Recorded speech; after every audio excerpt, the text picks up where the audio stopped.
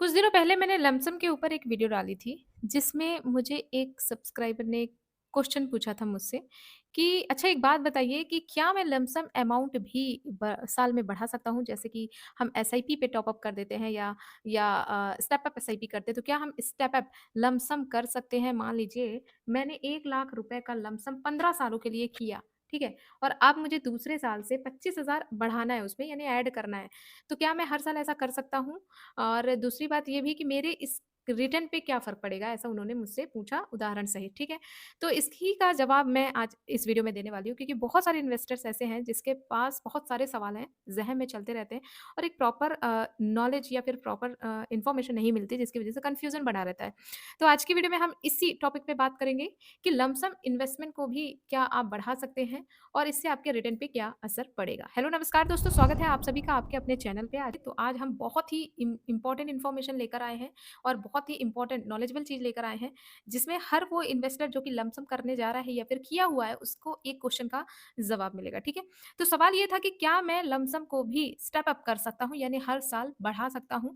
इसका जवाब सबसे पहले है हाँ, बिल्कुल आप कर सकते हैं, ठीक है? और इसे क्या कहते हैं? Annual top up lump sum strategy, ठीक है? या फिर इसे कहते हैं लमसम लीडरिंग स्ट्रैटेजी इन्वेस्टमेंट, इसे कह सकते हैं क्योंकि इसमें आपका हर साल टॉप अप बढ़ता है। टॉप अप मतलब जैसे हर महीने रिचार्ज करते हैं उसी तरीके से लमसम पे भी हमारी जितनी भी हमारी क्षमता होती है उस हिसाब से हम अपने पैसे को इंक्रीज कर सकते हैं। तो अब सवाल दूसरा ये है कि इसके रिटर्न पर क्या असर पड़ेगा, इसे हमें एक उदाहरण से समझना है। तो हम यहाँ पे उदाहरण लेते हैं लाख का, ठीक है? मतलब 1,00,000 का यदि कोई बंदा लमसम कर रहा है और यदि वो हर साल अपने इस 1,00,000 में कुछ अमाउंट ऐड करना चाहता है, अब वो कुछ अमाउंट क्या है, हम मान के चलते हैं कि 25,000 रुपए है।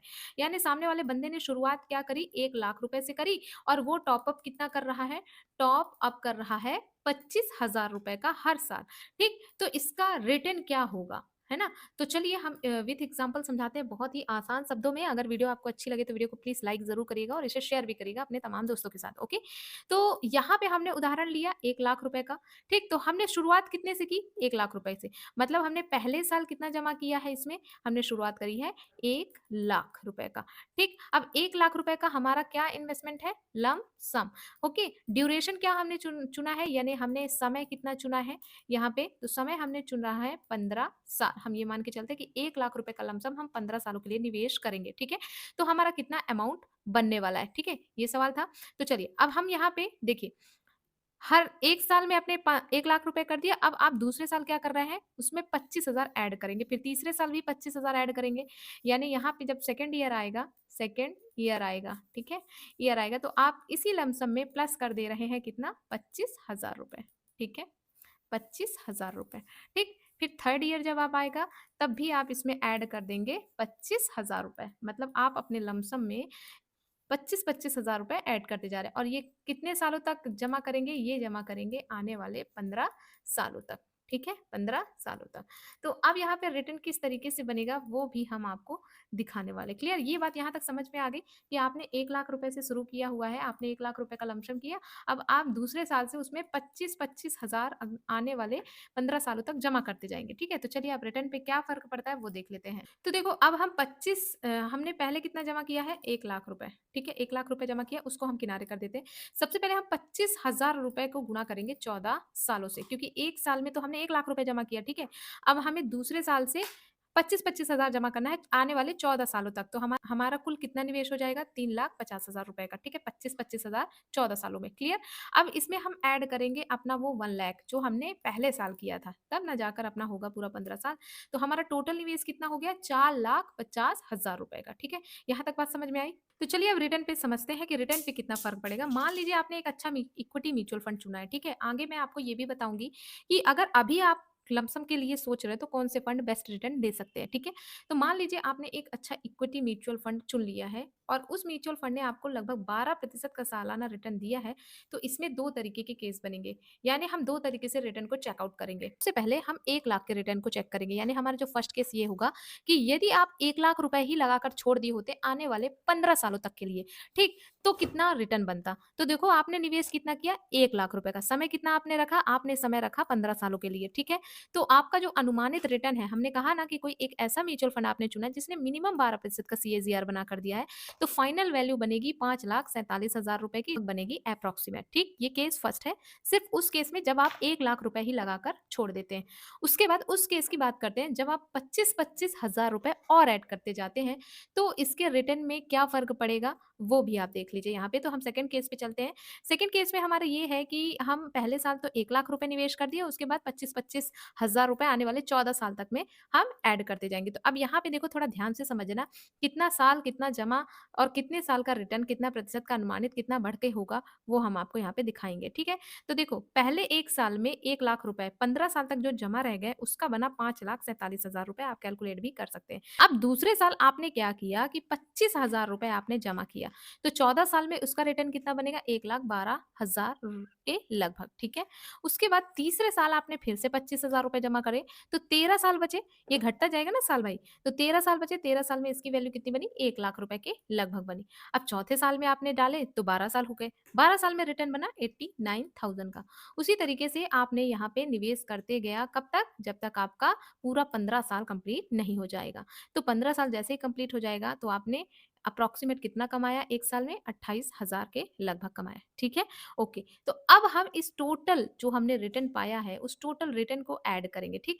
तो सबसे पहले हमारा कितना है? 5,47,000, फिर है 1,12,000, फिर 1,89,000 और इसी तरीके से आप यहाँ पे ऐड करते जाओगे। तो इन सबको जोड़ देते हैं तो हमारी जो फाइनल वैल्यू बनती है अप्रॉक्सिमेट 13 लाख से लेके 14 लाख के लगभग बनती है। यानी आपने निवेश कितना किया? 4.5 लाख रुपीज़ निवेश किया और करीबन 13 लाख रुपए से भी ज़्यादा का प्रॉफ़िट हुआ, ठीक है? ओके, अब यहाँ पे दोस्तों आपने कुल प्रॉफ़िट कितना किया? 13 कुल आपने प्रॉफ़िट किया 8.5 लाख रुपए से भी ज़्यादा का। वो कैसे किया दोस्तों? यहाँ पे आपने कंपाउंडिंग की पावर देखी, आपने सिर्फ़ 4.5 लाख रुपए निवेश किया, आपको 13 लाख से भी ज़्यादा का प्रॉफ़िट हुआ, आपका 4.5 लाख मिलाकर। तो आपका कुल प्रॉफ़िट कितना हुआ? 8.5 लाख के लगभग। यही होती है पावर ऑफ कंपाउंडिंग दोस्तों। तुलना हम कर लेते हैं, मान लीजिए आप 1 लाख रुपए एक के बार में निवेश करके छोड़ देते हैं, तो आपने 5.47 लाख का 15 साल में फाइनल वैल्यू बनाया, ठीक है? आपका 1 लाख मिलाकर। आपने इसमें प्रॉफिट कितना कमाया था? 4,47,000 रुपए का प्रॉफिट कमाया था, केस ए में। लेकिन केस बी में क्या हुआ? केस बी में आपने 1 लाख तो निवेश किया ही है, हर साल आप 25,000 रुपए भी निवेश कर रहे हैं। तो आपका टोटल निवेश कितना हो गया? 4,50,000 का हो गया।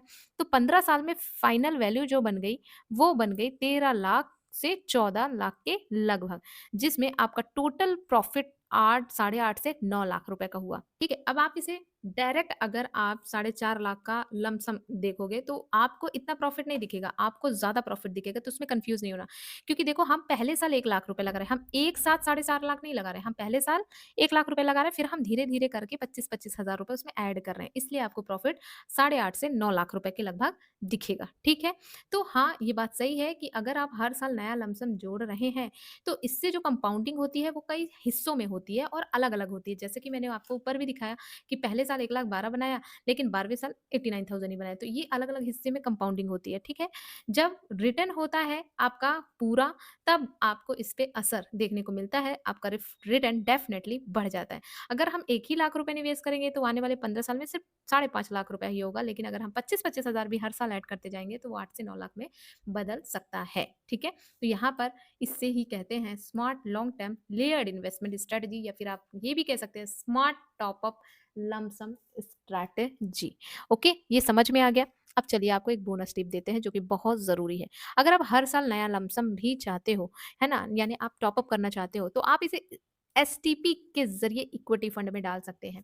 अब ये होता क्या है दोस्तों, मैंने इस वीडियो में बताया हुआ है, आप इससे ना हर महीने नई एनएवी खरीद सकते हैं, गिरावट में सस्ता एनएवी भी मिल सकता है, जिससे कंपाउंडिंग और बढ़ सकती है। तो अगर आपको ये स्ट्रैटेजी समझनी है तो ये वीडियो देख लेना, क्लियर?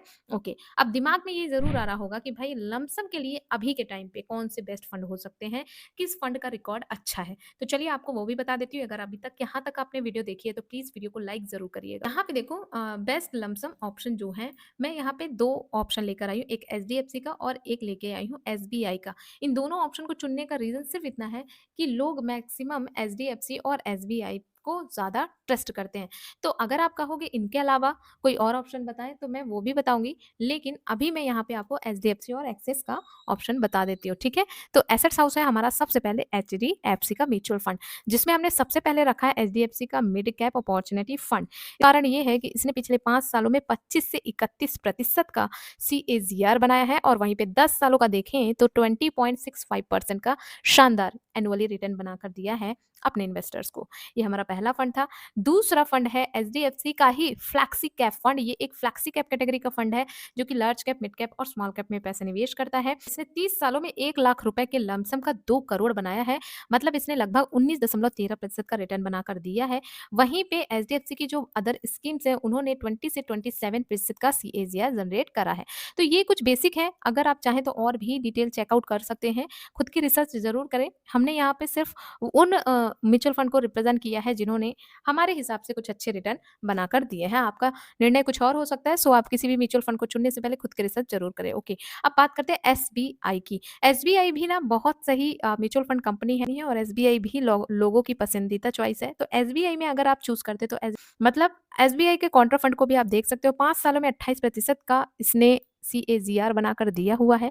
और वहीं पे एसबीआई का स्मॉल कैप फंड जो है उसने 10 सालों में 21% का लगभग और 7 सालों में 21% का सीएजीआर बनाकर दिया हुआ है। तो ये भी काफ़ी अच्छा फंड हो सकता है। इसके अलावा एसबीआई के ढेर सारे म्यूचुअल फंड चलते हैं जिन्होंने 23% का रिटर्न बनाकर दिया है पिछले 5 सालों में।